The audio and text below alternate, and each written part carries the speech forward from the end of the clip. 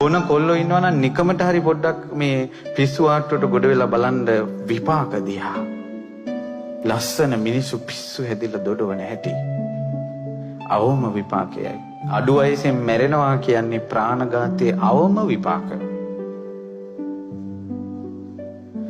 සොරකම් කරන කෙනා නිරේ යනවා, තිරිසන් ලෝක යනවා, പ്രേත ලෝක යනවා. මනුස්ස ලෝකේ ආවට පස්සේ සකල සේසත නැති වෙනවා.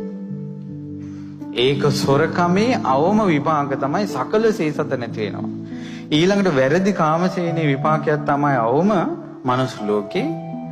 අවම විපාකේ තමයි යන තැන සතුරෝ. සැනසille ඉන්න නැහැ. සතුරෙක් හැදෙනවා දරුවෙක් හරි. බොරු කීමේ අවම විපාකේ තමයි මනුස්ස ලෝකෙට ආවට පස්සේ අභූත චෝදනා. කොයින් හරි අහ කියන අපි අදාළවත් නැති එකට අපි වැටෙනවා. බොරු කීමේ අවම විපාකේ. සුරාවේ අවම විපාකේ තමයි පින්වත් දරුවනේ පිස්සු හැදෙන එක උමතුයි. ඒ නිසා අනිවාර්යයෙන්ම ඔය බොන කොල්ලෝ ඉන්නවා නම් නිකමට හරි පොඩ්ඩක් මේ පිස්සු ආට්ටුවට ගොඩ වෙලා බලන්න විපාක දිහා. ලස්සන මිනිස්සු පිස්සු හැදිලා දොඩවන හැටි.